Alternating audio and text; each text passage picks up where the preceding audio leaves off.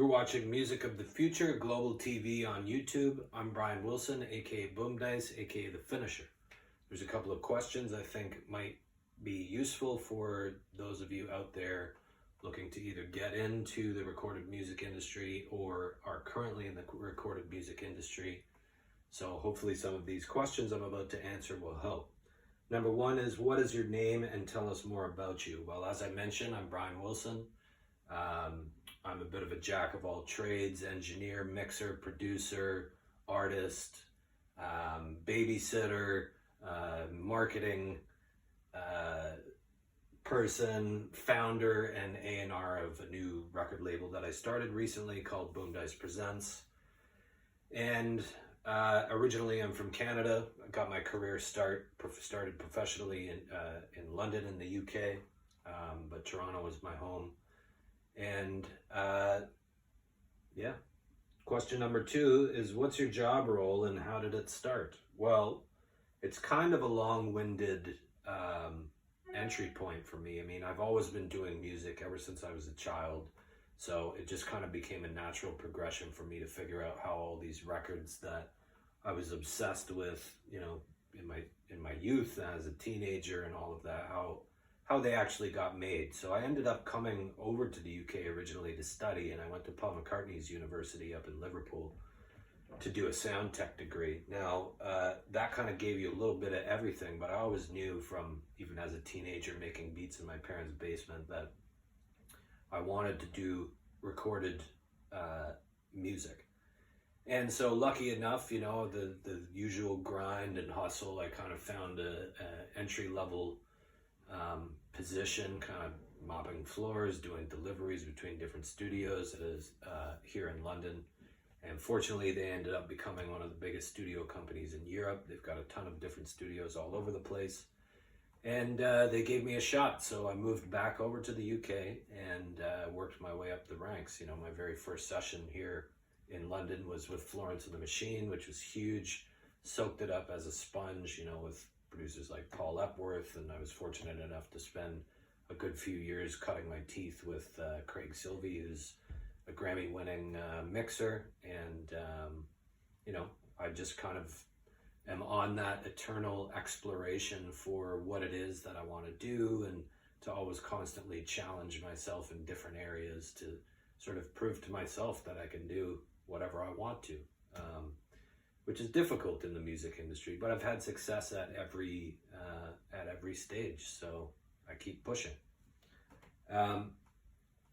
Number three, what are the services you offer, and can you tell us more about it? So, as I mentioned, I do lots of different things, all within the recorded music industry, but you can hire me individually as a producer or mixer behind the scenes, or even, you know, I do a lot of consulting work just because of my depth of experience. I've gone through a lot of different things, you know, from different management changes to setting up a label. You know, now the main sort of position that I'm in is as A&R, which I find very rewarding because I'm able to kind of handpick and pluck artists that I think are doing great things out there, present them with a fantastic piece of music, all the way down to kind of the marketing plan and what we end up doing with the track. So in that respect too, we're looking to sign artists, new exciting young producers out there who are working mainly under the pop umbrella, but that can include dance, that can include trap, that you could be a rapper, you know, I do a lot of different things. So I kind of offer quite a wide range of services, and I think in order for you to really have a sustainable career in music, in the modern music industry, you sort of need to be able to do a lot of different things. Now, I'm not necessarily saying that, you know, you should offer services under every instance. For example, like I don't like mastering. I have certain people that I send it to, because, you know, in a lot of cases you'll get what you pay for, and there's not a lot of education out there in terms of how to actually make it work. So you need the experience really behind you to be able to confidently navigate whatever the industry throws your way. But yeah, there's a bunch of different services that I have included under my company. And yeah, so the next question is, what are your go-to software products you use in your sector? So this is my home studio.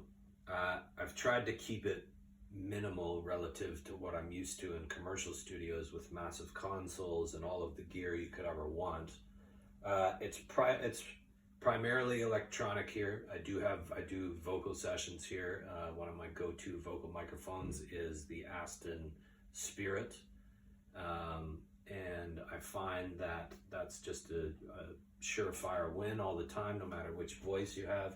But I got a couple of different, I got a Roland SH01A, which is a classic synth in mini format that I love. This Lumi Keys is actually pretty cool. It's a good portable go-to MIDI controller. It's just a controller. Same with this, but software-wise, I'm a big believer in the Native Instruments complete range. I use all of that stuff. Universal Audio Apollo over here with, I love their plugins. It's basically how I've been able to kind of adapt my workflow from commercial recording studios to a home setup like this, is because I run their software plugins. I use Pro Tools. So I've got, as you can see, I've got an electronic drum kit over there. Originally I was a drummer, so that factors in hugely into the type of music that I make. Rhythm is massive for me. And yeah, so it's pretty minimal in here, but I would say in terms of plugins, there might be a couple of secret weapons that I'm not gonna talk about right now, but it's pretty standard stuff that everyone has access to. Waves plugins, Sound Toys plugins, a bunch of Slate Digital stuff. As I mentioned, the Universal Audio UAD range, the plugin emulations, fantastic. So yeah, so that's a little bit of the stuff that I like to use. And what are 5 tips you would give to startup bands and artists? Well, I don't know if I necessarily have 5 here, but I would certainly say that you have to, at all costs, educate yourself on the music business. I mean, that's number one. Obviously, nobody wants to do it.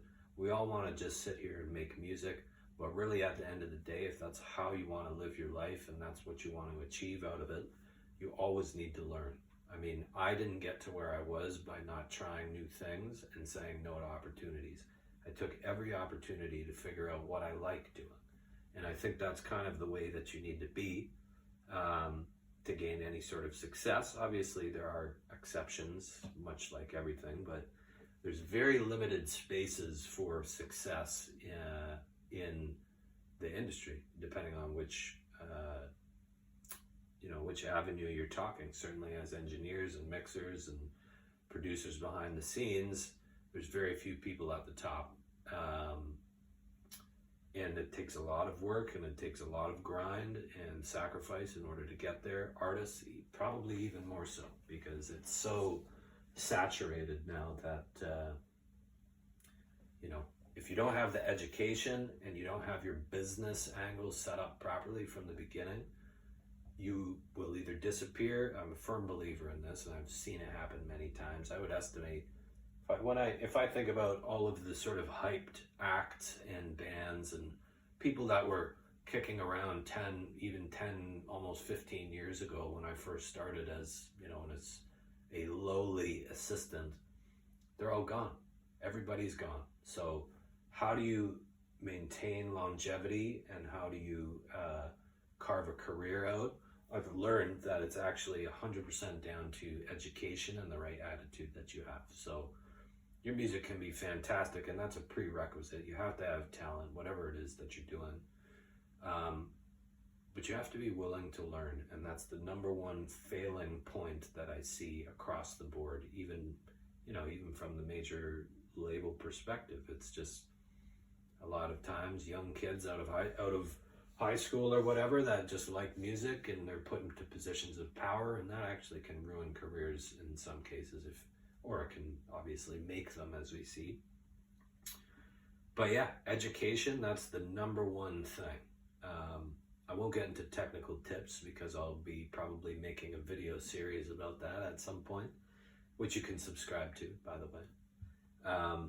But yeah, final question: how artists and bands can submit their music, and what's your social media account? So, as I mentioned, I'm everywhere online. The username, just search Boomdice, that's BOOMDICE. The label, as I said, is called Boomdice Presents, so depending on what it is that you want to talk to me about, my website is bryanwilsonmusic.com. You can reach out there and hire me directly for mixing, behind the scenes production work, consulting sessions, whatever it is that you need. And the label, search Boomdice Presents on all social media platforms. We're looking for artists who are actively increasing their fan base, have something going on. You know, we don't necessarily work with artists who are brand new that have never done anything in the industry. But if you have talent, that's fantastic. You can send the one sheets, you can send previous music, give us a little bit of an idea about what it is that you're doing out there, and we can see where it goes. But yeah, Boomdice is the spot to be. Follow us, subscribe to my YouTube channel. Follow me on Instagram. I'm here. I'm an endless source of information. So whatever you need, just let me know. And I hope this has helped.